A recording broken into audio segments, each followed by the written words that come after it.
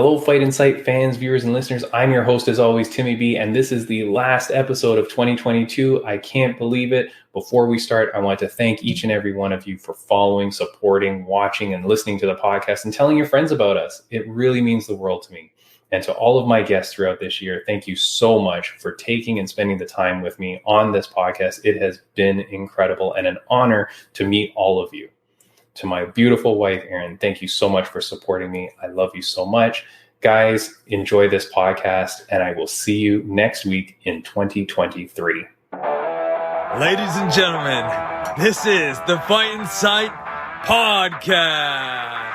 Let's talk.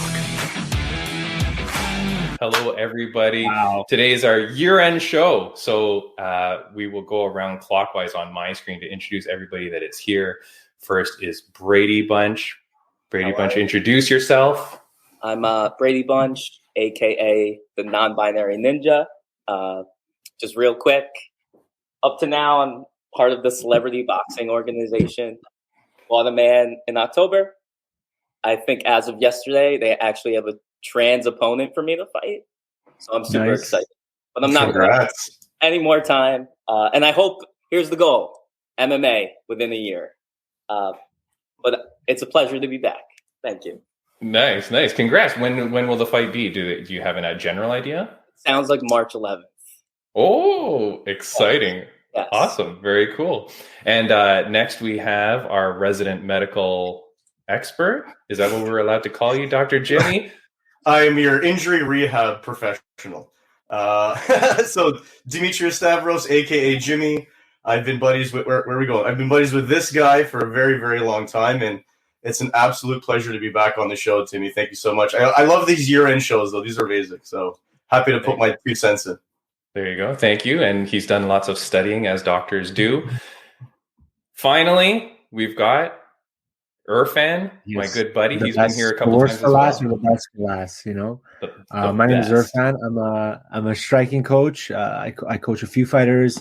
I guess most knownly Malcolm Gordon, as well as fewer guys on like lower regional shows. And yeah, this is I think my third time back on the podcast, right? Third or fourth. I think third time. Every time. We'd love to have you, Erfan. Thank you very much. Thanks, buddy. All right. And today we're doing our year-end show. So we've got 4 categories we're going to hit up. I will show you the official nominee list, and then we'll go around. We'll take turns who can go first and whatever, but make your pick. And if you don't like any of the nominees, feel free to go off the record and just say, hey, look, I hate all your nominees. Here's my nominee. Here's who I want. We will try to come to a consensus because we're even number. We will go to the fan vote to see who they voted if it's a draw. All right. So our first, and I took lots of time to put these together, so please give me lots of compliments. Our first category, we're going to start with Male Fighter of the Year. Here we go.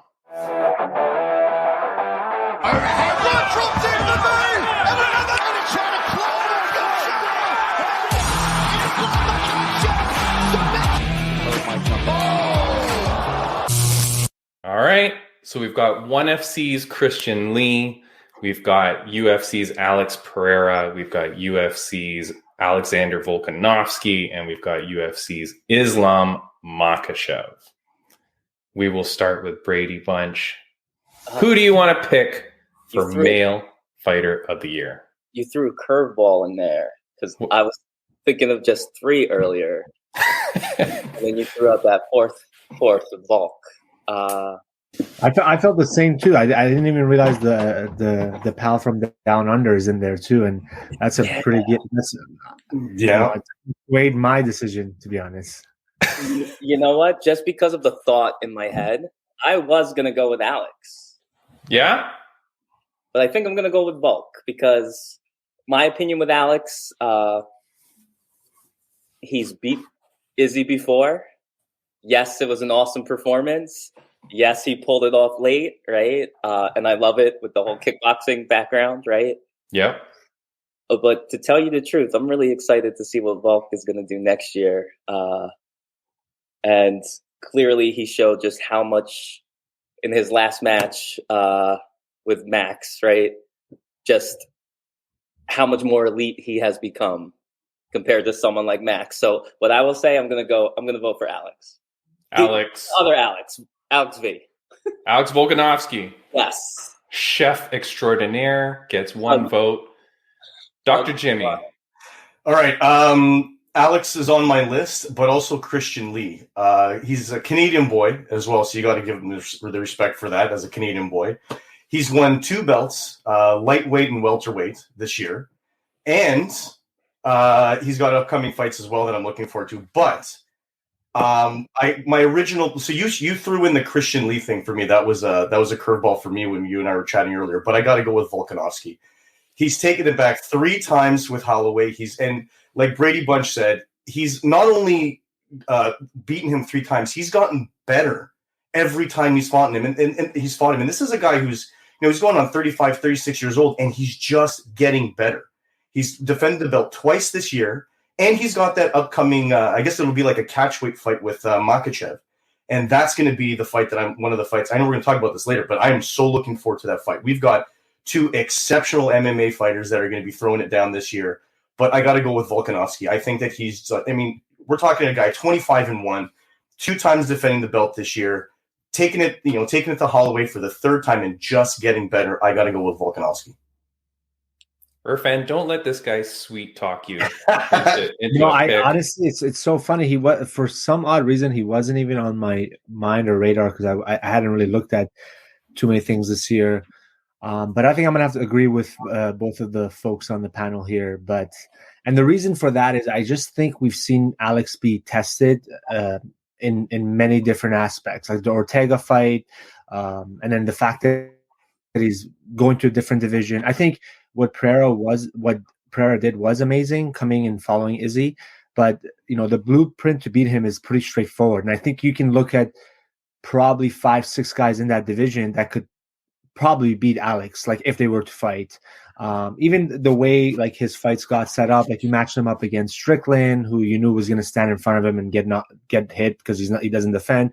I don't even know who was the guy that he fought before him, but the other Alex, he's been there for a while, man. And I think the fact that he takes on any challenges, he's fighting other people, and I'm so excited for the Islam fight. Like it's going to be so intriguing to see what happens. Like, is Islam going to, of course, try to push him and get him down? And we know Alex is training, takedowns, and he always has. But I just think he's been in the top of the game for so long, and I think that's what makes him, the fighter of the year in my books. But I think the Pereira thing is more of I think he wouldn't even be considered because of the Cinderella story of like he fought some guy twice, or what was it, 2 times or 3 times before in a different organization.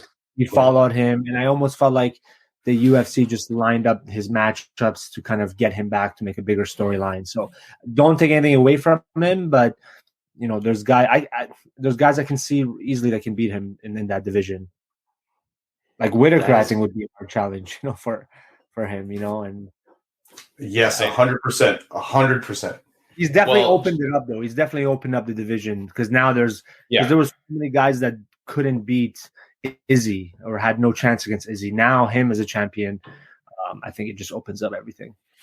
Yeah, it's exciting now, right? The division, and that's what happens. That's why we need like changes in the champions sometimes. After too long, the division becomes stagnant. That's why I have been petitioning to Dana White and Chatri of ONE FC to trade Valentina. Get Valentina out of the UFC so that the flyweight division can open up and have some excitement. I want them to trade Valentina because otherwise the fights are like a little bit boring.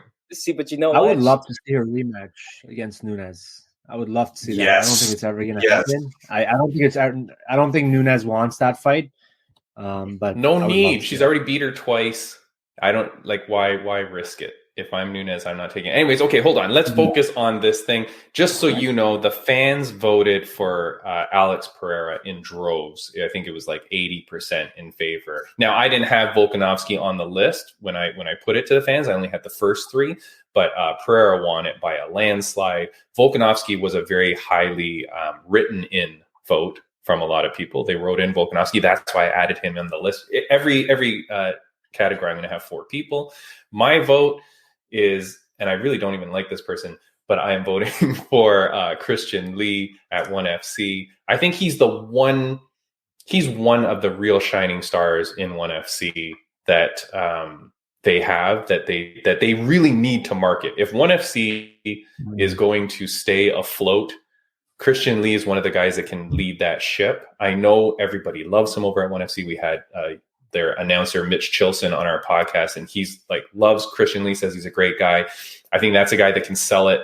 Like Dr. Jimmy said, he's Canadian. I've never seen him hold a Canadian flag though, but no, they have him up there with like mixed. They have like Singapore, Canada, and then sometimes I've seen like Singapore, US. United States. Yeah, exactly. Yeah. So I don't know. So I don't know how much he touts the Canadian flag, but I'm going to give it to Christian Lee for my vote, just because, 2-division champion. And the reason I didn't go with Volkanovski is because he beat the Korean Zombie in his first fight, which I feel was like a gimme fight. Like, no offense, but that was like kind of too easy of a matchup for him at the time. And I'll tell you, I didn't add anyone on the list for Fighter of the Year that only had one fight in the year. A lot of people were like nominating people. I'm like, okay, but this guy only fought one person. Like, how can you give them Fighter of the Year? Okay. Our winner, Alex Volkanovski, with 2 big wins, and now his 3rd big win being Male Fighter of the Year, Fight Insight podcast. So congratulations, Alex Volkanovski. We agreed on something so quick, eh? It's getting along easy. We'll be flying through this. It'll be like a 30-minute podcast. We're almost done. Erfan, because you're at the UFC events, I'm going to need you to hand out our gifts to them when you see them backstage. Okay, for sure. Yeah, I can actually do it. Yeah, we'll chip in money later, but you just upfront all the cash awards. All right. Female Fighter of the Year. This was an awesome category. I love this one. Let's see our nominees. Congrats. All your hard work. Using her position. But now she's going to That last one I added in there because people were voting her in. So for those only on audio, we've got UFC's Zhang Weili. Okay, I think she's winning it across the board on other websites and other pages. We've got UFC's Vanessa Demopoulos, who is a very interesting character, has won 3 fights this year, jumped into the arms of the commentators 3 times this year. So created lots of buzz around her. She's gone off and done announcing at other organizations. Like, she's really becoming a personality in the UFC. We have former guest of the podcast, Jenna Bishop, who is a BJJ world champion, went 4-0 in her mixed martial arts career this year, won 2 times at LFA, and has now been signed to Bellator. And she's fighting on February 25th in her first Bellator fight. But she's 4-0, a massive personality and a good star there. And then the 4th one, Erin Blanchfield, who recently destroyed Meatball Molly McCann in a fantastic fight. She won 2 fights this year as well, both finishes.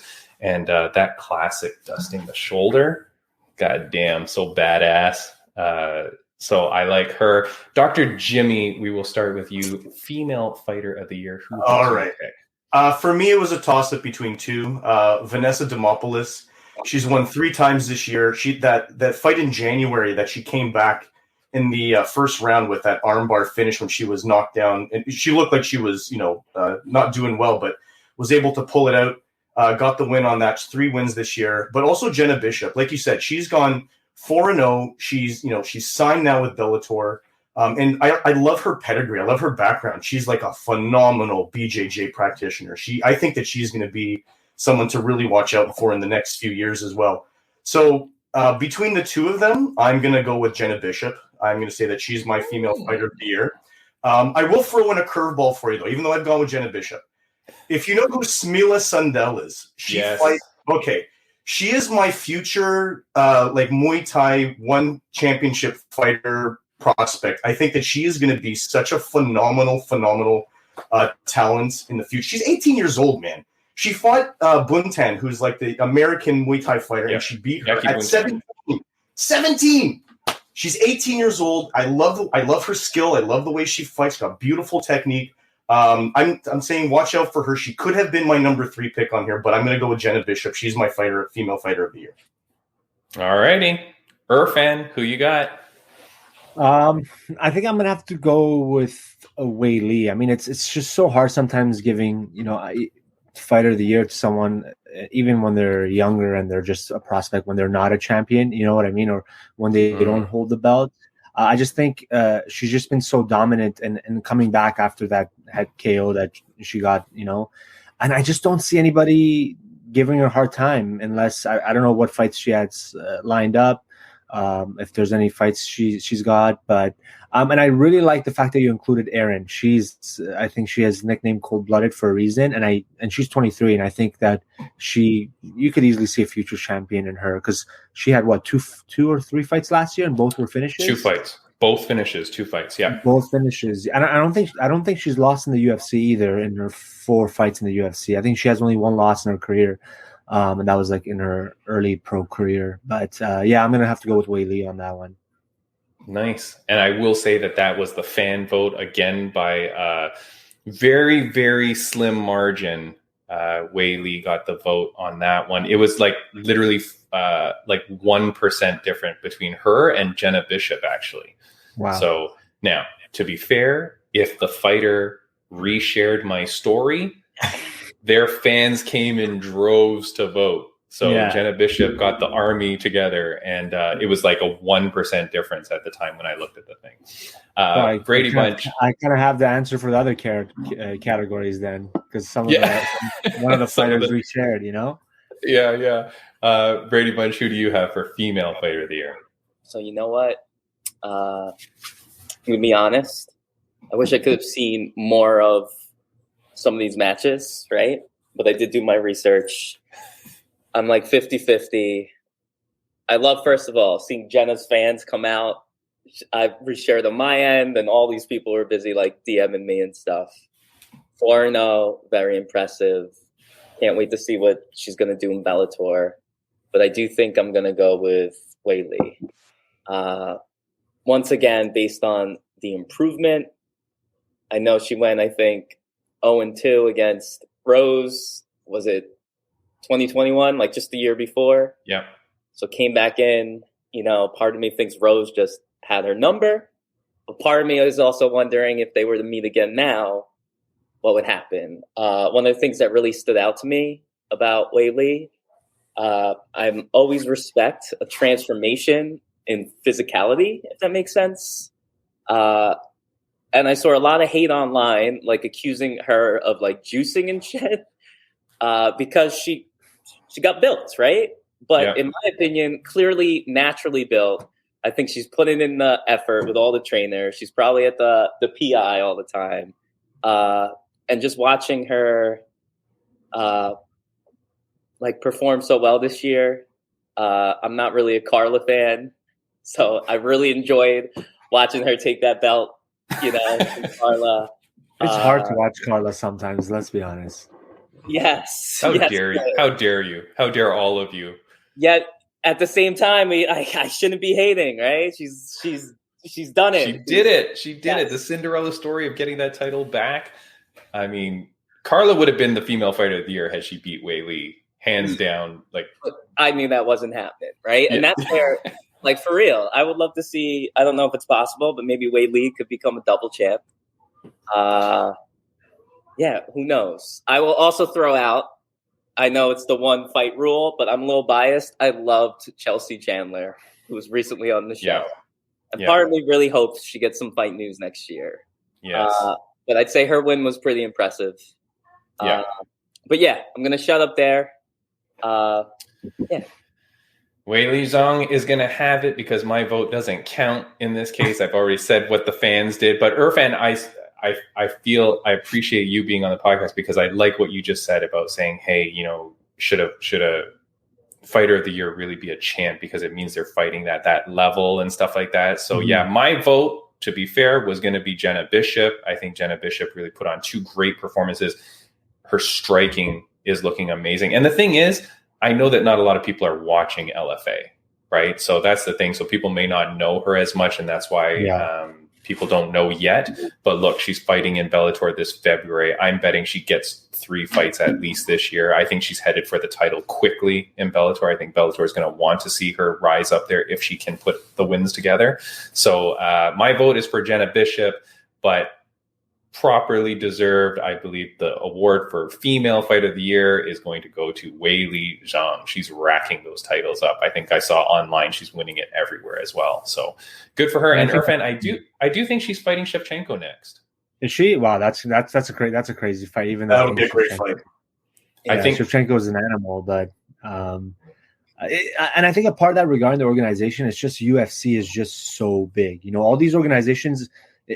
I just feel like there's such a big barrier of getting people to watch these events. You have to be like a very big fight fan, but UFC just has the majority of casual fans, so all the attention is given to them. But like certain organizations you mentioned, if you tell an ordinary fan, they're like, I don't even know who's fighting there. Doesn't mean their skill level is not there. It's just simply they're a different organization. So it's just tough getting people to vote for fighters of the year outside the UFC.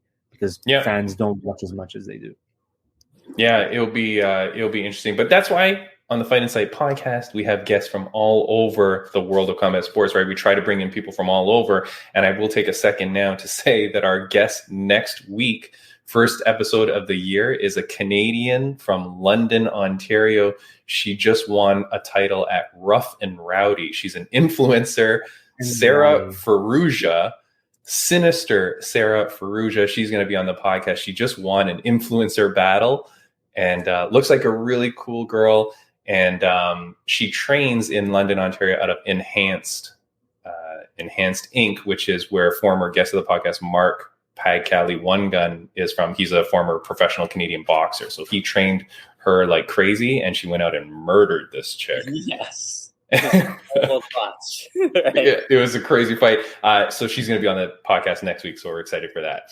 All right. Next category is going to be our finish of the year. I didn't do submission of the year and knockout of the year. I said, okay, just a finish of the year. What was the most exciting finish? And so we've got 4 nominees and here they are. And that's across all. I don't know if I'm not stepping around. You got to be ready for that. But it's not. Yes,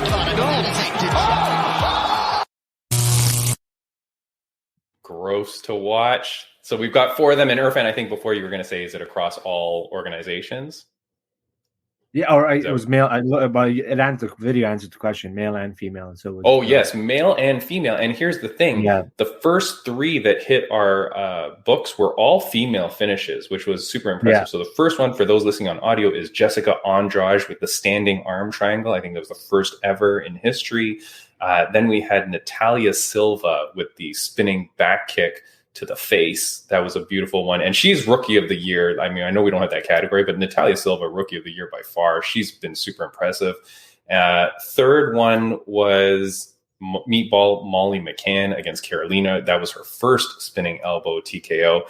I mean, she murdered Carolina. That was disgusting. And then the last one, which was the fan vote write-in, was Leon Edwards over Usman with the head kick knockout in the last minute of their 5-round fight, which was beautiful, of course. Finish of the year, you can go outside. Yeah. Was the Chandler and Ferguson, that was the year before? No, I think that was this year. But that's crazy. That's crazy. But Erfan, when you talk about, I know that was an amazing finish, but I feel like that was an unfair matchup. Like, I just didn't even like that matchup at all. True. Really? True. You know? Well, I mean, if Chandler didn't win that from spectacular fashion, I think we would all have been like, well, what the hell's going on? So, I don't know. Ferguson, that was too gross. Yeah. It just didn't feel right. Yeah. Erfan, what's your pick? If I was to go off the list, I would definitely go Jessica Andrade on that one because we'd never seen a standing head and arm choke. And I think what made that one great was Lemos was on a streak. She was killing girls like left, right, center. So, and I think even the sequence she had her. Sorry, that was my dog coming in. There was a bit of a sequence there where they were on the fence, and I think she had both underhooks in or one underhook. And sorry, guys. And you thought she was going to go for a takedown, and then she just changed it to standing head and arm. So I'm pretty sure Lamos will try to get that one back. But but it's such a hard category, like, Leon Edwards over Usman, so. But I'll go with Lamos. Or Jessica. Beautiful, beautiful pick, my friend. I'm glad that you picked it because I put that one there wondering if anybody would be excited for that, but I'm glad you were. So thank you for picking that one. Braydbunch, you're next. I think I just got sold by the feedback I heard. I'm going to vote the same way. I think Edwards, like what I loved about that kick, so that would be my runner-up. Just the number of haters online, like acting like it was a lucky kick, right? Yeah. He won the belt. He trained that kick. He pulled it off when he had to, so impressively. And who knows what will happen when they run it back, right? But I'm hoping skill and some luck is on his side, right? But to go back, considering like making history, pulling off a win, you mentioned the hot streak against the opponent, right? I wasn't even thinking about that, but that makes it even more impressive. So yeah, thank you for selling me on. Damn. Well, yeah. Well, even before the fight, I was just like, I thought Lemos was going to light her up. I was like, this is going to be, she's so fast too. And she did what she did. Andrade is a beast. All right. That's 2 votes for Andrade. Dr. Jimmy, what do you got? Okay, it was a toss-up for me. It sounds like everybody's on the same page. Leon Edwards and Kamaru Usman, just because I'm not saying that this is my pick, but the fact that it was just such a beautiful, beautiful strike. And I'm like biased towards the striking. That's my thing. And it was so beautifully done. And we're talking, Kamaru Usman, who's so dominant in the division, but people forget that Leon Edwards he's 20-3 and Kamaru Usman's 20-2. They're so evenly matched. But the standing arm triangle was ridiculous. That was what a beautiful display of technique and sheer power to be able to pull that off.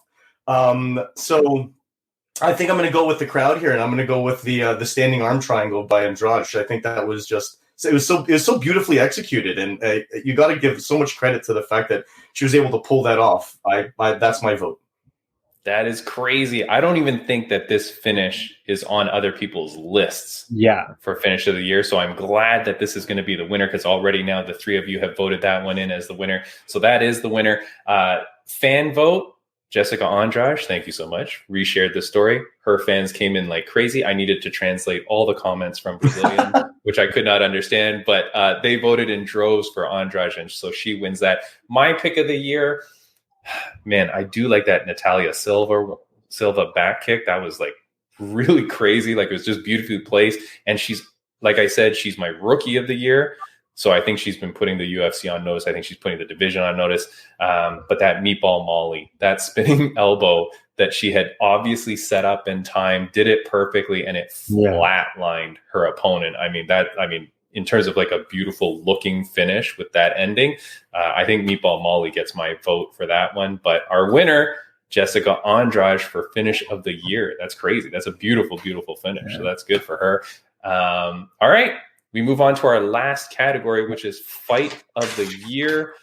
This one was crazy. I'm going to wait. I was going to actually talk about a finish, but it might be in the fight of the year. So we'll just wait for that. All right. Let's see. Fight of the year candidates. Here we go.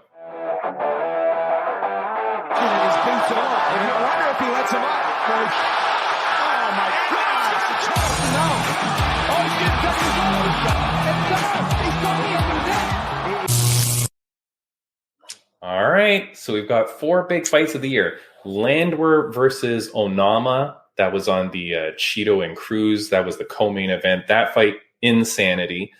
I feel like nobody's watched that fight too. Second fight is Jiri versus Glover, father and son, gone wrong. We've got Dustin versus Chandler. That was the finish by Poirier. And then the other one was my favorite. I'm going to vote first. I'm going to say, no, I don't even know. But Yanez versus Tony Kelly. That fight, did all 3 of you watch that fight when that happened?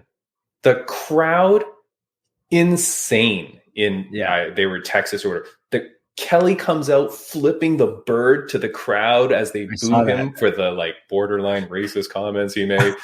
He comes out flipping the crowd, the bird everywhere. Yanez is going crazy. That crowd was insane for that fight. That wasn't even a co-main. That was just like somewhere at the beginning of the card. And that was the loudest the crowd got that whole card. It was insane. The finish was crazy. The ref like goes to stop it and then just lets Yanez hit him a few more times. Like It was crazy, that fight. And then the Onama versus Landwehr fight. Holy cow. If you have not watched that fight, I watched it back again to remind myself of how crazy it was for, in prep for this. That fight is so insane. The fact that Nate Landwehr gets up, he's in full mount, I think, at one time, and he just gets up and then cheers the crowd on to say, let's just keep fighting. At the end, Onama gets back at him, almost knocks out Nate, and then almost knocks out the ref. Like, it was a crazy fight. If you have not seen that fight, you're missing probably one of the best fights, I think, of all time in the UFC. And between, at that time, two guys that were very unknown, who were oddly placed as the co-main because some other fights fell out. Yeah. And it became, I think, for me, one of my favorite fights of all time. I think I just sold myself. I'm going to vote for that one as my favorite. Because of the back and forth and because of how crazy that fight was. So I'm going to go with Landwehr and Onama. Braydbunch, your pick. Fight of the year, the most important award of all time for these guys. Throw in these extras, and part of me was hoping for some feedback to. Well, I did love Poirier and Chandler. I love watching Jiri and Glover, Teixeira. I'm gonna go with that one because the excitement in that fight and the way it ended, it was just, I thought it was pretty awesome. Like, they brought it, right? It could have gone easily, right, to Teixeira, right? But in the end, that's what makes this sport awesome. And it's a shame because I would have loved to see them fight in the near future. But I'm going to go with that one, I think. All right. Father-son retreat. Dr. Jimmy, who do you got? Before I give you my pick, I'm going to throw in one that has not been on your list, and I want everybody to watch this fight if you have not seen this fight. Watch Liam Harrison versus Muay Thai PK Senchai. It is the most ridiculous first round fight you will ever see. It's 1 round, 5 knockdowns. It is the most insane Muay Thai fight that you'll see in one championship, and it is such a beautiful thing to watch. So watch that fight. That is my runner-up. The Landwehr. Can you say who it is again for all the people? Because first of all, people don't know what ONE FC is, but ONE FC is an organization out in that's Asia. Right. Secondly, the fighters, amazing fighters out there. So Liam Harrison, he's a British Muay Thai fighter he's been around for a long time. He's a phenomenal fighter. Legend. Against Muay Thai, so Muangthai PK Senchai. So he's coming out of Senchai's gym. Phenomenal fight, and it goes 1 round and there's 5 knockdowns. That's all I got to say. You just got to watch this fight. So I do like the Landwehr Onama fight. I thought that one was ridiculous. Like you said, you just see him like getting up and like bringing the crowd into it. And it was just back and forth ridiculous. And my other option there would be the Teixeira Prochazka fight because that was just bonkers. 5 rounds. And if you watch the fight, and then also look at the scorecard, Teixeira was winning. He had 2 of the judges winning for voting for him down the rounds. He was up on the rounds over Prochazka. But in the end, Jiri ends up taking him out with the rear naked choke. This is a 2nd degree Brazilian Jiu-Jitsu black belt that he takes out with the rear naked choke. That's got to be my pick, though, because the fight it went all 5 rounds. It was nothing but excitement. You watched 2 very contrasting styles. And in the end, you have Jiri ending up winning the fight. And I feel terrible for him and his shoulder injury, but I think he's going to come back and he's going to end up becoming another. They need to run this one back. There needs to be a Teixeira Jiri. I don't care if there's a belt involved or not. They need to run this one back. But that is going to be my fight.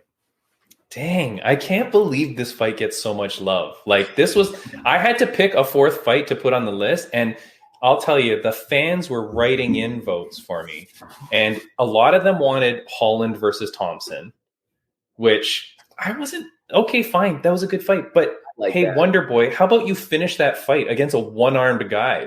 And you're a striking master. I feel like he should have been able to pick shots and finish that fight. So I didn't like that. I didn't see that as a fight of the year. Burns versus Chimaev, that was a huge one. Got a ton of votes. I did like that one. I thought that was a good one. But the Glover, I don't know. I didn't see that as fight of the year, but people wanted it. Don't forget though, Wonder Boy had one broken hand too during that fight.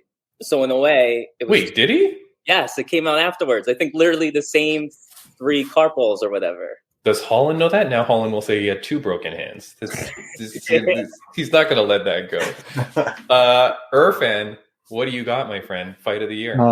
Fight of the year for me, which I also think it might be should have been included in the finish, is Sue Mudarji versus Matt Schnell, and I think nice. I think that was a really great fight because Sue had dropped Matt, I think 5 or 6 times in a span of 2 rounds. Because he's got that. I don't know how he fights at 125, Sue, because he's a giant. I don't know how he makes that weight, anyways, to begin with. But yeah, and then Matt came back with the choke that slapped him too, and like it's just such a movie scene where he gets up and Sue is passed out, just covered in blood, like out cold. Yeah. I have to go rewatch the fight, but I think he dropped him 5 to 6 times, and he looked like he was to the point where every time he touched him, he was falling. So, and nobody saw a comeback coming back from that. So that's my fight of the year for me. That should have been on the list. That was by far. I loved watching that ending. And I think Matt posted that. Have you seen that meme where it's like call an ambulance, and then the guy just turns around and is like, not for me. That video. And it was so true to the fight because he at one point I was like, man, they got to try to throw the towel or like call on the stool because like he just keeps getting dropped every 5 seconds. Keeps getting dropped. But and then the finish, and not only the finish where he tapped, he just slapped him. So that was kind of cool too, right? To see that. And I think too, if I'm not mistaken, that specific move he's tied for the most wins using. I think you may be right. Yeah. Well, I will say that one did get some love as well, Erfan. I didn't put it on the list. I mean, we only have so much room, but that's a pretty good one. Braydbunch, do you want to change your vote? And I will change mine as well, and we will give it to Matt Schnell versus Sue Mudarji. Yeah, and I think the Glover Teixeira rematch, I think it's just going to be completely different because I think it was just bad strategy from what's his name's side. Actually, I'm drawing a blank here. Glover or Jerry? It's Jerry. I think if they rematch that fight, I think Jerry's he just fought terrible, I think. And I think that's what kept the fight going, to be honest, if from my point of view. And then the problem with Teixeira is like, how many of these battles does he have left? Like how much damage got left after that fight, right? So he's 65. Again, I'm not going to discredit the man. He's incredible fighter. Like, that's not what I'm saying. Hey, Timmy, no disrespect. He's only a month older than me, okay? All right? So I love that. He's still going. Gives me hope. That's crazy. But it's so unheard of what he's doing, and I think that's amazing in itself, let alone fighting and being a champion and almost winning it, defending it. So he's insane. And I think I give him a good chance against Jamal Hill too. Like he could be a 2-time champion in a couple months.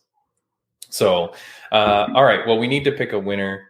Braydbunch, are you going to change your vote, or are you sticking with Glover and Jerry? I'm sticking for one reason. I think rather than fight, it should have been finish. The Schnell? Yes. Fair enough. That's where I made that win. Alrighty. I agree that Jerry was not fighting his best. In fact, he said that himself about his performance. But it was awesome to watch. Because that was his first title fight, right? Yeah, Jerry's. Yeah. As much as he likes to lock himself in a room for 4 days and do this meditation things, like I just feel like fighting for a belt for your first time. And it was in front of a crowd, right? If I'm not mistaken. I think so. God help us being an Apex. So all right. Well, then that is our winner, Teixeira versus Jerry for fight of the year. Just so you know, the fans voted by a massive landslide, 70% in favor of Dustin versus Chandler. I think people on the internet love that fight. So that was their fight of the year. But we are going with our award is going to go to Jerry versus Glover, fight of the year. That's crazy. And that just happened too. So you had to wait right till the end of the year to get the best fight of the year. I will say, let's go to what we expect next year. So what I'm going to do is I'm going to ask each of you for a prediction for next year. And what are we predicting? predicting whatever you want. What's going to happen in the world of combat sports, what's going to happen in UFC, doesn't matter. Just any prediction that you have. I will start with mine. I am predicting that the BMF title will be defended. I'm going to say that with what Masvidal is going through, with the losses, with, he doesn't really have a shot at any of the things he wants. I think he's got to put that title up for defense to give him some drama and for the UFC to capitalize on Masvidal. I think they've got to make him defend the title. I don't know who it will be against, but I think he has to defend it. I think he has to do something with that title, and I would love to see it, because right now it just seems so weird that it was a one belt, one-time thing and nothing ever. And I just saw that you can now buy replicas of the BMF title from the UFC store. And I'm like, well, if you buy the title, it's got the exact same value as the title that Masvidal has, because it's like almost meaningless unless you defend this thing. So my prediction for 2023 is that the BMF title will be defended. Who wants to go with their prediction? Dr. Jimmy. All right. Oh no, Erfan, go ahead. Erfan. So I think I have like two predictions. I think we're going to see a lot of new champions in divisions, because a lot of the divisions it's very tight. Like 1 to 5, it's very close. Just looking at divisions like flyweight is all over the place. Like 1 to 20, everybody can beat each other. Bantamweight, Cheeto just got a fight against Sanhagen, so whoever wins that will probably get. And I feel like Cheeto may be the champion by the end of the year. I would love to see that. And then I think Conor will make a comeback. I think he'll have a comeback fight in the UFC. What? That's your prediction? I just feel 100%. I think so. I just feel like he's off the USADA pole, so he's getting jacked, drinking Costa's secret, juice. And I think we'll see a Conor comeback for sure. That's crazy. That's a crazy prediction. Could you imagine if our two predictions merge into one, Erfan, and they fight for the BMF title? See, and I was thinking that while you were saying it, right? Because hasn't Masvidal called him out a few times too? Yeah, of course. Bickering back and forth. Yeah, and I think that's a good fight for both of them, because there's none of them are going to try to wrestle each other, right? So exactly, it's just going to turn into a striking or even a boxing match. So that would be insane to see. Conor versus Masvidal for the BMF title. Wow, that would be a good one. That'd be a great fight. All right, Braydbunch, what is your prediction for 2023? I'm gonna make a couple, if that's cool. Yeah. One is that I believe Paddy Pimblett is going to continue to be exposed and lose lots of fans. That's my opinion. Right. All right. And this is a little biased, but I know you know this, but I'm from Long Island. There's a lot of UFC fighters training out here. And I'm going to make a prediction that Steamroller Favola continues to make some noise. And I'm hoping works his way up the ranks.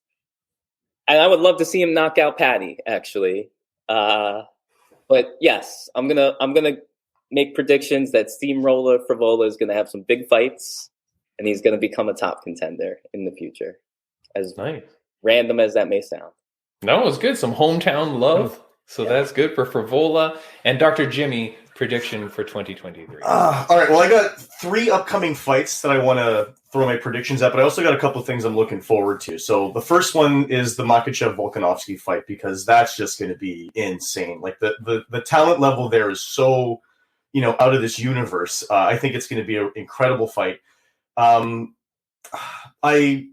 It's going to be really tough for me to tell you who I think is going to win this, because you've got a size advantage, technically a size advantage with Makhachev, but Volkanovski is just such a pit bull.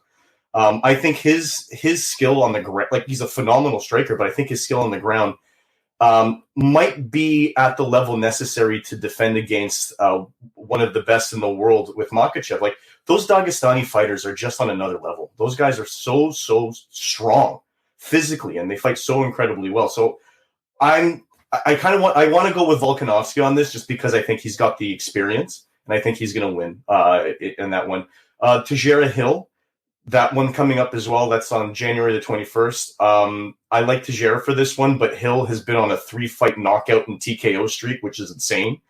He is a number 7 in his division, but I think that's going to be an awesome fight. Yep. I like Teixeira for that, but also going to ONE FC, the third fight between Johnson and Moraes, I think that's going to be another excellent fight. If you watch the last one, Johnson just ruined him up against the cage with this flying knee, which was completely incredible to watch. But I think that third fight is going to be another one to keep an eye on for, and I think Johnson's going to win that. I really like Demetrius Johnson. I think he's such a great fighter. He was phenomenal in the UFC, and he's still phenomenal in ONE FC. One more fight I'm looking forward to. Imavov Gastelum. I love Kevin Gastelum just because the guy's got like a cement head.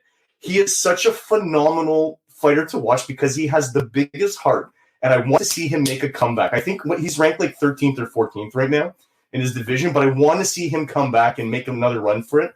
But that's a fight I'm looking forward to, just to see Kelvin Gastelum throw the gloves again. I think that would be awesome. Yeah, where has Kelvin Gastelum been? I don't even think that he was injured per se. Like, I never really heard too much stuff about him. That division is just so deep, man. That division is so deep. But he hasn't even fought, right? Like, he hasn't fought in so long, which is what's his last weird. Fight against? His last fight was in August of 2021. He lost to Jared Cannonier. He's only won one of his last 6. Yeah, so he lost to Jared, lost to Robert, right? Like, he's been on a tough streak. Man, he is the coolest dude. I met him in person down at King's MMA in California. The greatest guy. He treated my wife and I so well, talking to us, taking photos with us, and being so friendly. Great dude, and I wish him all the best. I hope that he starts to make a comeback too. Yeah, that would be a good one, Jimmy. I wonder if Dariush will ever get a title shot. Finel, that's going to be interesting because that guy's been in that division forever, right? So. Yep, for sure. Yeah, Beneil should, man. Brady. I think he deserves it. It's and I think that the Islam Volk fight is interesting because Volk strikes in a way which is hard to take down, right? He doesn't strike recklessly. So it's just going to be interesting to see how Islam is going to try to get him down, because Volk is very like point system. Kick, move to the left, punch, move to the right. Like, he's never standing in front of you. So that's going to be very unique to see. Yeah. I'm curious what you guys think about 2 things. Will John Jones come back next year? Will that be a thing? And do you think Aljo will keep his belt? I don't see Aljo keeping it the whole year. If he does fight a couple times, I think he can take out Cejudo. I think that's. I was just about to ask about that. What's the update on Cejudo's? Like, what's happening there? Is it official? Is he coming back? Is there a fight lined up? Because I know that he's a tease. Okay, so because there was talk about him coming back at the end of this year, right? And the end of the year is here. So is it lined up? Is he?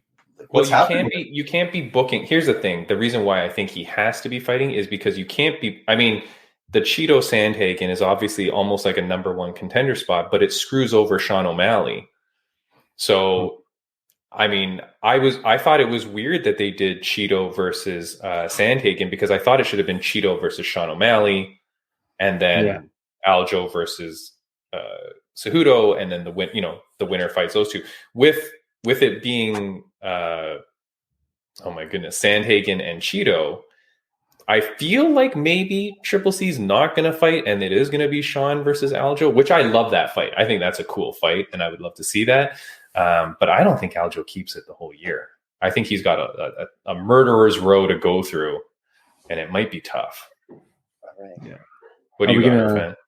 Yeah, I don't know who we're gonna. And then I was even thinking about if he's gonna move out of the way for his buddy Merhaber to step in, because he's been talking about that. But I think that's just all talk. I'm curious what's gonna happen with the flyweight, the 5th or the 7th or the 10th matchup between the Figueroa and what's it called? Moreno and Figgy. Moreno, yeah. But Albazi is going through he's just running through everybody. So I feel like Albazi might be next in that division for a title fight. You still got Pantoja in there. You've got Malcolm Gordon. I know. We got a big fight in March 18th. Yeah, like there's the flyweight division is exciting. If I see one more Moreno and Figgy fight, while back. Can you remember the days when they cut it for a bit and then it came back? But guess why the division got exciting, Erfan? Because we traded away Demetrius Johnson. This is what I'm saying. This is why the women need to get rid of Valentina, and then we would start to get more excited over all the other contenders. I feel like that's a thing. But don't forget, Valentina in her last fight had a bit of a struggle with someone that no one was expecting, right? So we might see her go down soon, for all you know. Maybe we'll see. I mean, a big fight is going to be Jessica Andrade. She's fighting Lucky Lauren Murphy, I think in January, February. That's a big number one contender fight. I mean, Jessica Andrade versus Valentina, that's a good fight too. But yeah. I wonder if they'll ever come back to Canada. What's that? We haven't had an event in Canada for a while either. I know we're still locked down in April. Pardon? We're still locked down here in Canada. I mean, depending on where you go.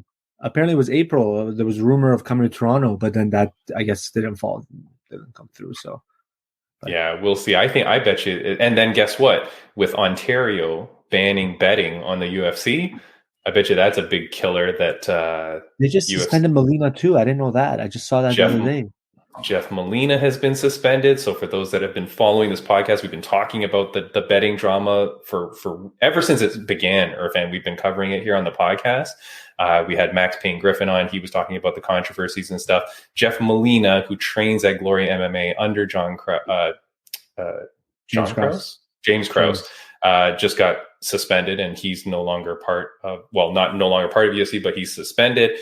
Update for the podcast. I did reach out to another Glory MMA fighter who we have had on the podcast, and I am in talks with her to come on the podcast in a few weeks to talk about not James Krause, but to talk about what she as a fighter at Glory MMA, what is she going through? Because what happens to you, right? Like, Erfan, if you're training at a gym that the UFC has now said anybody training here can't go in the UFC, what the hell do you do?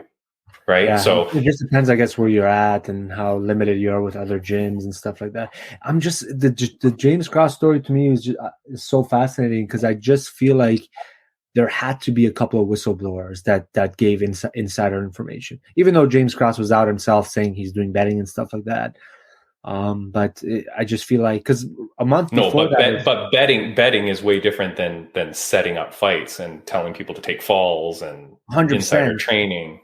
But what was that? The female fighter that came out like 3 weeks prior to that, disclosing that James barely held pads for her title shot. That was Megan Anderson. Yeah, and then 3 weeks later, all this broke out. So I just feel like it was like the perfect storm of like everybody just, you know.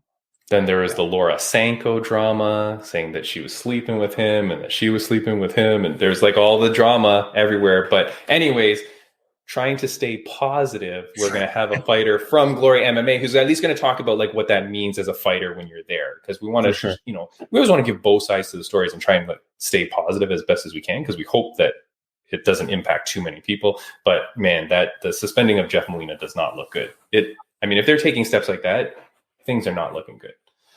All right, end of the year. I want to say thank you to everybody for joining the podcast, for watching, for doing everything and being a part of the show. We really appreciate it. We appreciate you guys for coming on and for sticking with us. Before we go, last words. I'll give all of you a last word before I say mine. So, Braydbunch, what do you got to say? To tell you the truth, I'm just excited. First of all, I think about what to be thankful for at the end of the year. I'm very grateful that I crossed paths with Timmy B, and I've been able to meet some legends and have awesome talks with people like y'all. So I'm hoping to pop in whenever I can in the future. And I know that the fight game's only going to get bigger and better. And yeah, that's it. So thank y'all. See you next year. Thank you, and see you next year. Dr. Jimmy. Oh boy. Well, thank you very much again for having me on. I mean, this is phenomenal. I love doing this stuff, and I'm very thankful to be able to watch the progression and the growth of your podcast, because from the very beginning, I said that you got something special going on here. I love what you're doing, and I think that you're you're doing something wonderful for the community, and I think that you've got a phenomenal host, co-host. That's fantastic, and you've got amazing amazing guests, right? So, Timmy, thank you so much for having me on. I'm very grateful for the opportunity to sit here and give you my 2 cents, and I look forward to seeing you guys again in the new year. Thank you, Dr. Jimmy. And Erfan, try and beat that, my friend. Don't let the ego get to your head. Don't let it get to your head and turn into Ariel Hawani here and start fighting guys on your podcast, eh? I'm paying you all for this interview, by the way. Did you see the Dylan Dennis one? Apparently it was the most viewed podcast in his show. One of the highest views. That was funny. Can I say I did sit through that whole thing. It was cringeworthy because it was like 2 kids arguing with each other. Like, shake my hand. Why don't you shake my hand? I don't want to shake your hand. It's weird, man. It was interesting. I think going into the new year, I think MMA is certainly full and well growing in Canada, but I just feel like for Canadians to take the next step, there has to be a lot more support. Financial support. And I think that just goes across Canadian sports in general. We hear stories of Olympic athletes that compete and, they have to have a full-time job. But when you go to the States, it's just a different level. Like even in Abu Dhabi, when we were there for the fights, all these countries, all the fighters they had, you can just tell like fans were in drones providing financial support, sheiks and princes giving money. And in Canada, we couldn't even get like UFC Canada to come and do a video on us, right? So I feel like for the sport to go to the next level for a lot of fighters is there has to be financial support. That's why for countries so big, we don't really have that many fighters fighting at the highest level. We have a couple if you really look at it, but for this country this size, we're falling behind the States when it comes to our athletes. And I think gyms should work with each other, like I feel like there's a lot of things like don't go train with this guy, don't train here. But in reality, like our competition is in Canada, it's worldwide. But besides that, I'm very happy to be on your podcast. And just like the doctor said, it's great to see your podcast grow this much because I think I was maybe 13th episode or 14th or something like that. Yeah, you were in there, yeah. And you look like you've spent a lot of time on Etsy buying yourself, a lot of desks and memorial stuff back there. So yeah, thank you. Damn you, Erfan. No, thanks, guys. I really appreciate it. I got into a fight with someone online. I'll just end it with this. I got into a fight with someone online because I hate when people like call out the organizations and stuff for being problems, right? Like it's a very common thing for people to go, oh, UFC needs to do this and blah, blah, right? Like a lot of people badmouth the organizations and things like that. And I think on this podcast, if you follow the podcast, you'll see we try to get like stories from all over. We've had referees, we've had judges, we've had, like we're having the person from Glory MMA come to defend, right? We're not, this podcast is definitely not negative per se. Like we have our opinions and we have our thoughts. And of course we have our own personal biases and things like that, but we try to give like a balanced opinion on things. And this one person that I called out on something, they're like, oh, you're notorious for wanting people to get fired and for like blaming people and blah, blah. And I'm like, I don't think you watch my podcast ever because that's definitely not what we do here.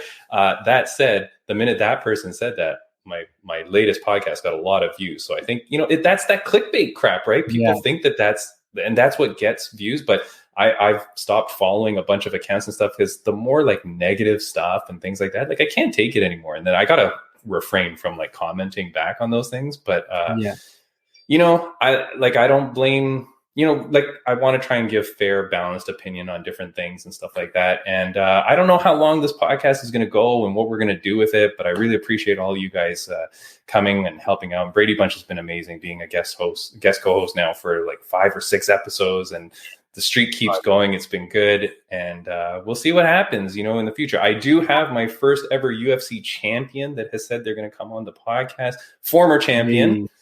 But we've never had a former champion before. So former champion is going to be coming on the podcast. We've got some good people coming up. We've got some coaches coming up, fighters, coaches, like I said, the influencers.